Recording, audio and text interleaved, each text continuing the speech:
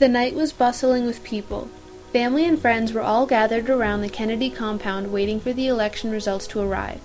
In the frantic mix of people, a lone soul with a bouffant hairstyle and a set of beautiful brown eyes could be spotted keeping to herself in the commotion.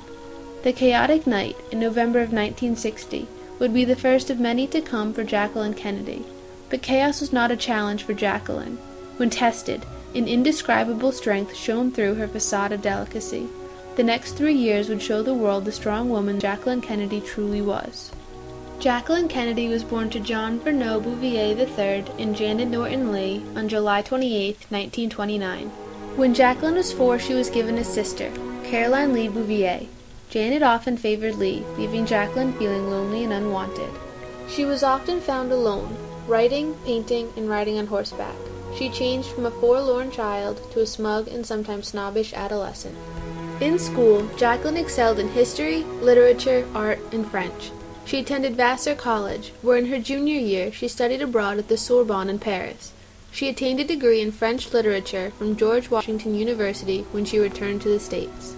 In 1952, Jacqueline was hired at the Washington Times-Herald as the inquiring camera girl. She walked the streets of Washington, D.C., snapping pictures of ordinary people and asking them questions. Her questions evolved from, "Would you hope for your son to be president someday?" to more sophisticated and political inquiries. Eventually, Jacqueline resigned from the paper to marry John Husted in 1953. Even though Jacqueline was engaged, she continued to see other men. She took special interest in a senator from Massachusetts, John Kennedy. After meeting at a dinner party, Jack invited Jacqueline out for dinner the next night. Soon she broke off her engagement with Husted and married John F. Kennedy on September 12, 1953. The woman who is now referred to as Jackie embraced married life. The couple purchased a home in Georgetown to keep Jack close to the capital. Shortly after, Jack had back surgery. During his time in the hospital, Jack wrote Profiles in Courage, which he dedicated Jackie because she made such huge contributions to the writing of the book. Jackie's life started to sink when she gave birth to a stillborn baby girl, Arabella. The tragedy took its toll on the couple's relationship as well. It was evident that Jack was a womanizer, and it looked as if he would always be this way. While he was bedridden, the couple spent their days talking and laughing together. But when she left, he would continue his relationships with various women.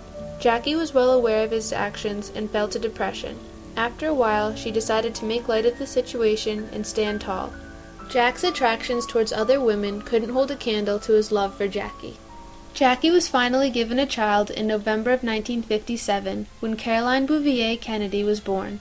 While the quiet, simple life suited Jackie, Joe Kennedy, Jack's father, had bigger and better things planned for Jack.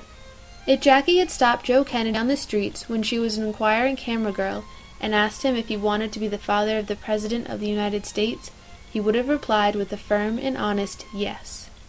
When JFK announced his candidacy for president against Republican Richard Nixon for the 1960 election, Jackie took an active role in his campaign. She didn't enjoy politics and hadn't even cast a ballot until she met Jack, but she made a great effort to make the Kennedy name known.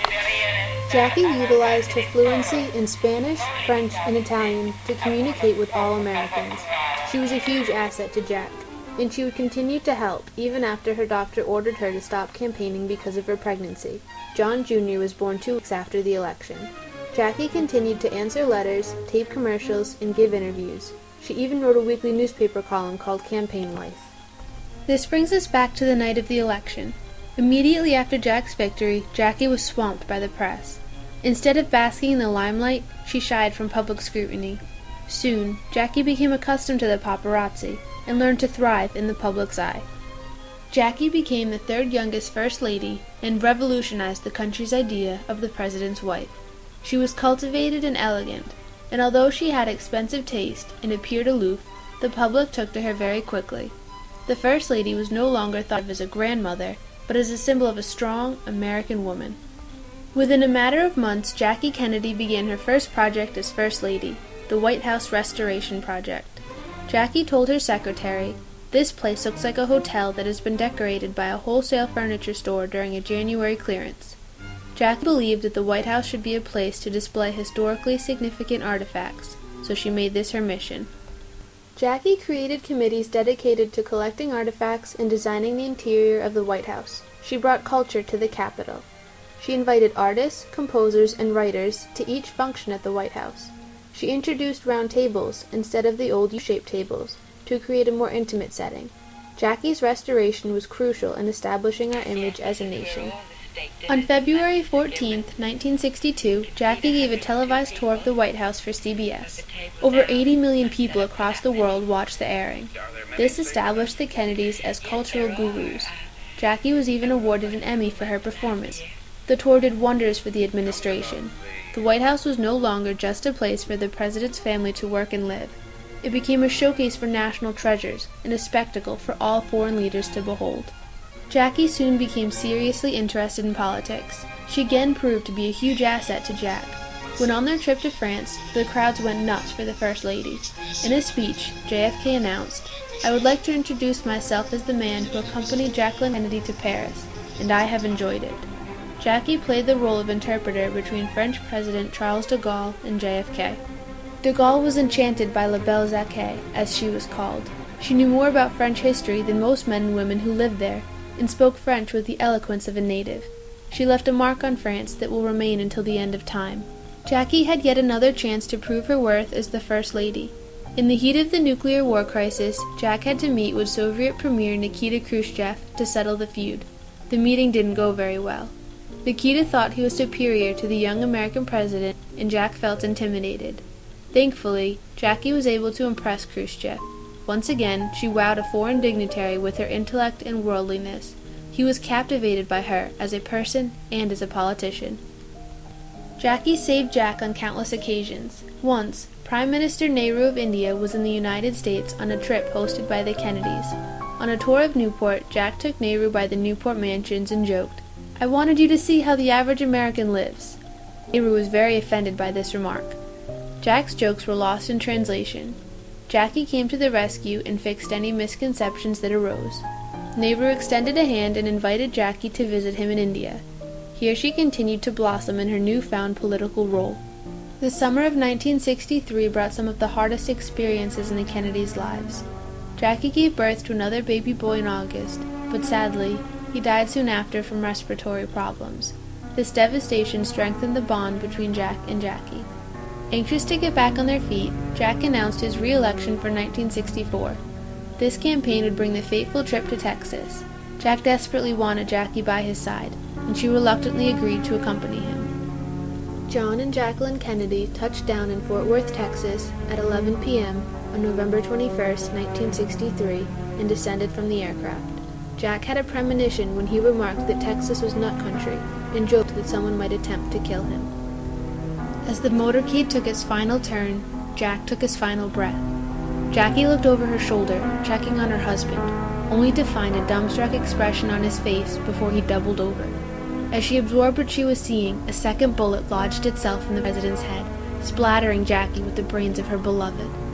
Warm blood ran down her skin, a disgusting reminder of the life that once was.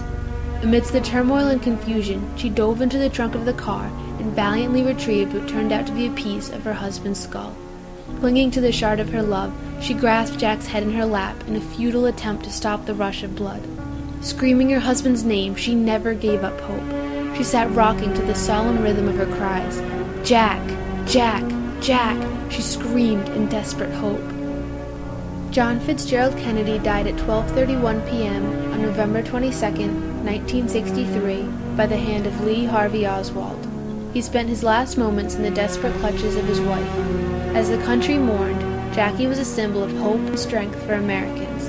In an interview following her husband's death, Jackie dubbed Jack's term in office Camelot, the time in which majesty and grace ran free in America.